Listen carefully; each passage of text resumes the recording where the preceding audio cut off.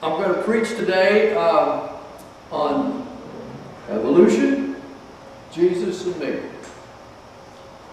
We're in the midst of Lent now, and Lent is a time of reflection, of confession, of penitence, of claiming promises for new life, of looking into the future, of setting our course in a new way. It's about newness. The church at one point used it for a time of instruction, to take people who weren't familiar with the faith and to train them. We use it for a lot of different things. This is also a time of Rethink Church. We don't want to forget Rethink Church. We are rethinking church. I just found out the other day the bishops of the Methodist Church made a secret visit to Austin.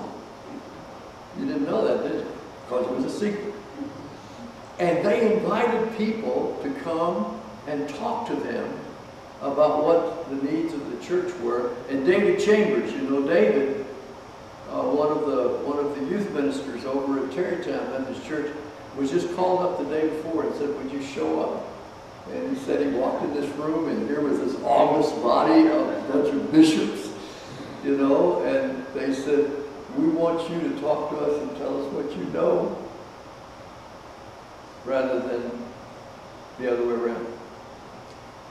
He said he was terrified.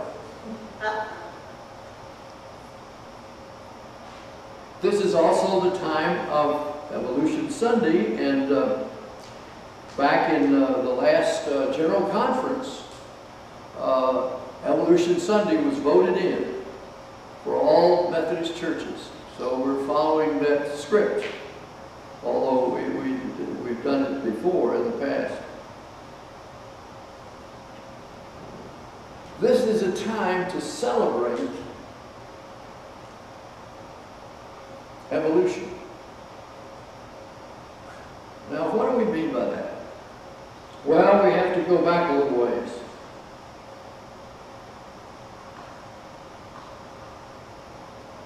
Back in the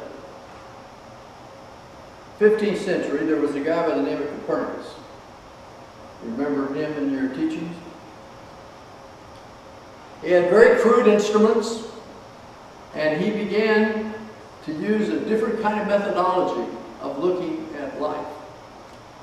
And he began to get an inkling that the sun did not revolve around the earth, but vice versa.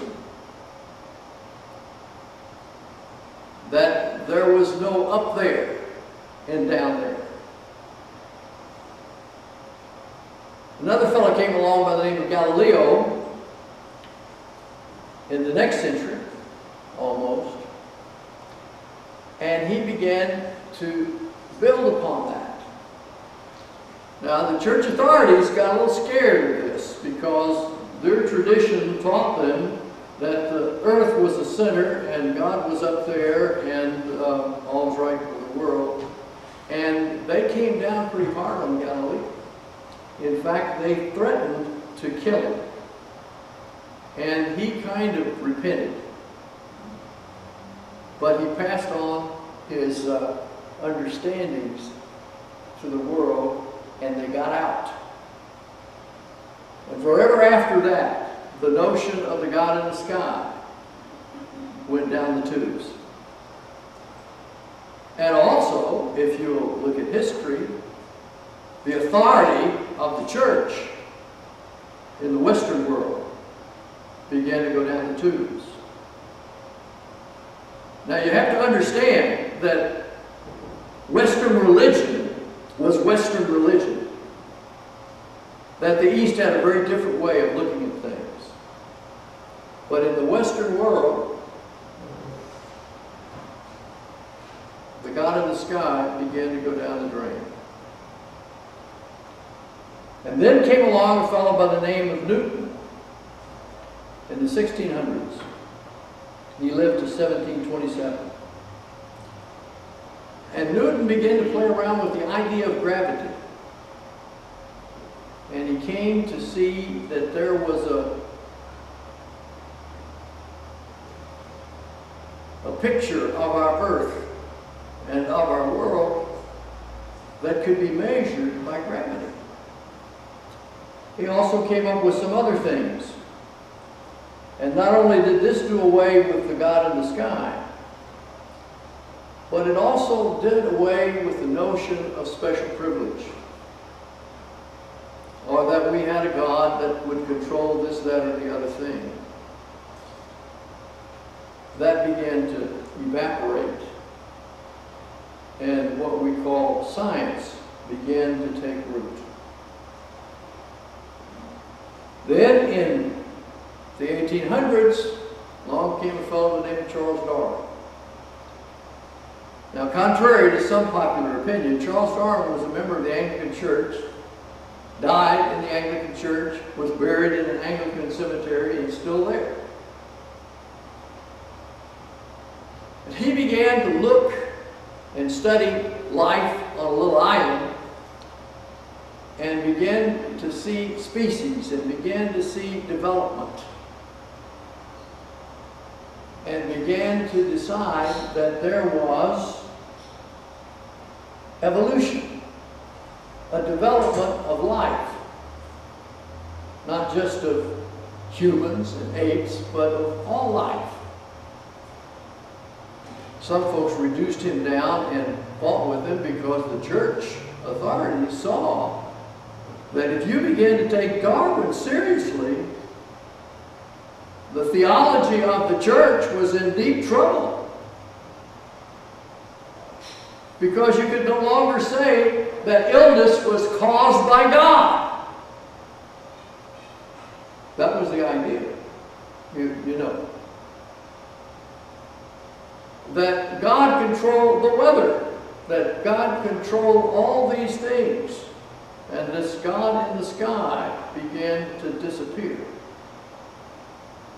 And so there were those in the church that wanted to read him out of the church, but by that time heresy had gone by the boards. We didn't strangle people at the stake anymore or burn. And so the work of Darwin spread. And we can be thankful for that. Because today you can have heart transplants because of the work that he began. The whole understanding of how life develops, which eventuated into things like DNA, and which it eventuated into medicines, and which now is taking a turn because medicines are leaving the chemical field and moving into the genetic field. And just recently, one of my colleagues whose back, he had fallen and broken his back, they took out a backbone and they put in a stem cell to grow him a backbone that he can use, very different than even 5 or 6 years ago.